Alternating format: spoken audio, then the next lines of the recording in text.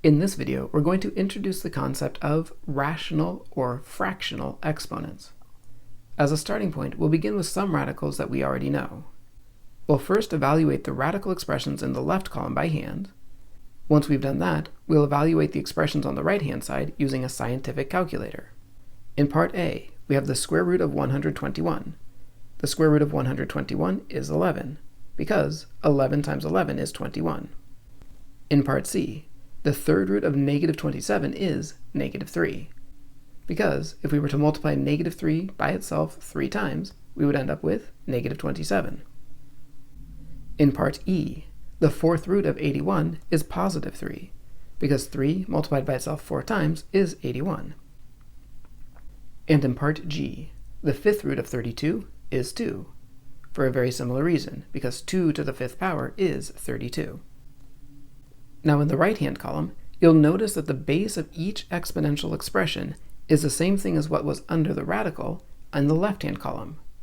For part B, we have 121 to the 1/2 power. In part D, we have negative 27 in parentheses to the 1/3 power. In part F, 81 to the 1/4 power. And in part H, 32 to the 1/5 power. We're going to complete these using an online scientific calculator. There are two main online websites that people rely on for things like this. The first free online website people tend to rely on is Desmos.com. In the left-hand portion of the center of this website, you'll see that there is a scientific calculator option right there, and we could open that. A second option is the website geogebra.org. Geogebra.org also has a scientific calculator, sort of in the center left-hand area, where it says scientific calculator there. Whether we're working with Desmos or GeoGebra, you'll notice the template of what you were given is fairly similar.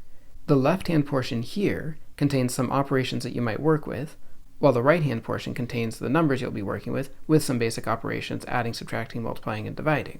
We're going to continue working with GeoGebra, though Desmos works in a very similar way. To evaluate 121 to the 1/2 power, we need to get our cursor blinking in the first line there, and simply enter in 121. To raise 121 to a power, you'll notice that we have this box that has a box raised to a little box. That is the button we need to use to raise our 121 that we've just typed in to a power.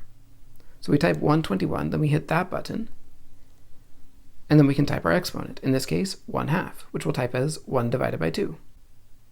And you'll notice underneath that it says 121 to the 1/2 power is equal to 11.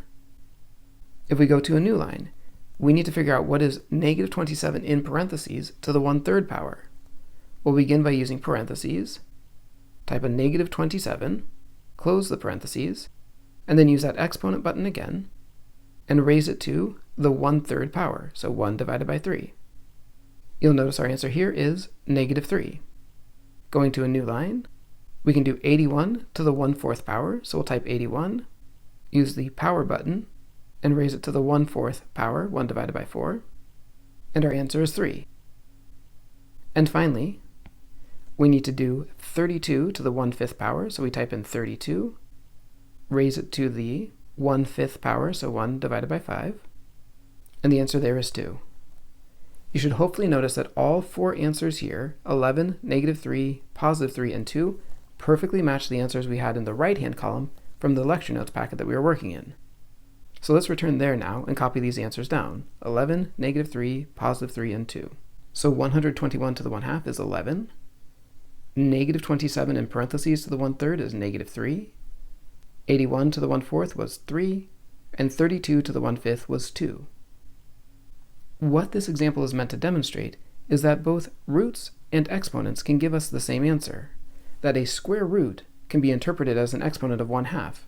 That a third root can be interpreted as an exponent of 1/3, that a fourth root is the same thing as an exponent of 1/4, and a fifth root is the same thing as an exponent of 1/5. In general, this is captured by this rational exponent statement. If n is any natural number and a is any non-negative real number, then a to the 1/2 is the same thing as the square root of a to the 1/3 is the third root of a to the 1/4 is the fourth root of a, and so on. And more generally, we can say a to the 1 over n is the same thing as the nth root of a. This is the foundation for having fractional exponents. That a fractional exponent indirectly is telling you you are dealing with some sort of radical, and the denominator of that fraction is the index of your radical.